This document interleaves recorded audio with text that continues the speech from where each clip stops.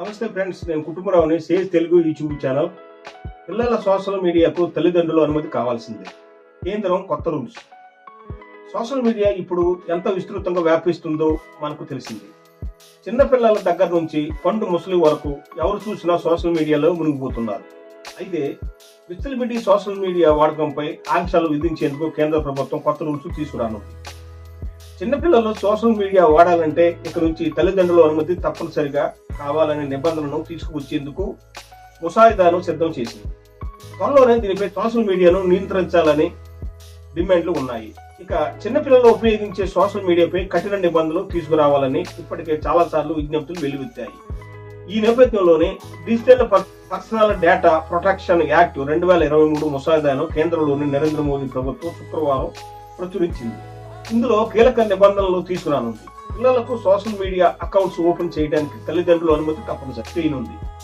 Digital personal data protection act 2023 ముసాయిదా నిబంధనల ప్రకారం 18 ఏళ్ల కన్నా తక్కువ వయసు గల పిల్లలకు సోషల్ మీడియా వినియోగంపై కొన్ని కొత్త నిబంధనలు తీసుకురానుంది.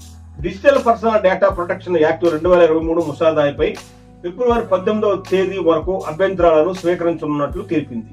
అప్పటి వరకు వచ్చిన అభ్యంతరాలను పరిగణలోకి తీసుకొని వాటి ఆధారంగా ఈ ముసాయిదాలో మార్పులు చేర్పులు చేసి కొత్త చట్టాన్ని తీసుకురావాలని కేంద్ర ప్రభుత్వం భావిస్తుంది.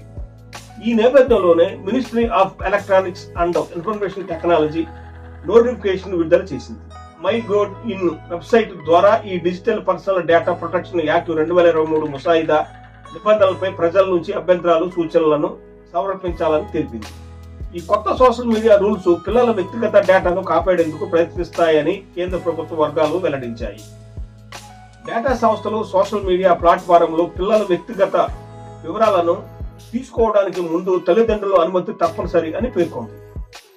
డేటా రక్షణ కోసం ముసాయిదా నిబంధనలో కేంద్రం పిల్లల వ్యక్తిగత డేటాని ప్రాసెస్ చేసే ముందు డేటా సేకరణ సంస్థ ద్వారా తల్లిదండ్రుల ధృవీకరణ అనుమతి పొందాలని పేర్కొంది.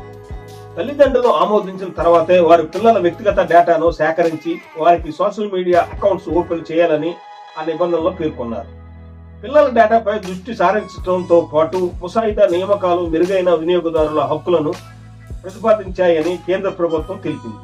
యాజర్లు తమ డేటాను తొలగించాలని సదరు సోషల్ మీడియా సంస్థను డిమాండ్ చేయడానికి వారి డేటాను ఎందుకు సేకరిస్తున్నారు అనేది తెలుసుకునేందుకు పారదర్శకత ఉంటుందని పేర్కొంది. ఇక ఈ కొత్త సోషల్ మీడియా రూల్స్ ను ఉల్లంఘిస్తే సదరు సోషల్ మీడియా ప్లాట్ఫారంలకు 250 కోట్ల వరకు జరిమానాను విధించాలని ఆ ముసాయిదాలో ప్రతిపాదించారు. ఇది సోషల్ మీడియాకు పిల్లలు దూరం చేయడంలో ఉన్న నిబంధనలు తెలుసుకున్నారు కదా. ఈ వీడియోపై మీ అభిప్రాయాలు తప్పనిసరిగా కామెంట్ బాక్స్ లో తెలియచేయండి. మరి ఇంకెవరైనా మన ఛానల్ సబ్స్క్రైబ్ చేసుకోకపోతే సబ్స్క్రైబ్ చేసుకోండి. మరొక విషయం, మరి చూసిన వారు వెళ్ళిపోకుండా తప్పనిసరిగా లైక్ చేయండి. మీరు లైక్ చేయడం వల్ల ఈ వీడియో మరికొంతమందికి ప్రమోట్ చేయడం జరుగుతుంది కాబట్టి చూసిన వారు తప్పనిసరిగా లైక్ చేసి షేర్ చేయండి. చూస్తూనే ఉండండి సేజ్ తెలుగు.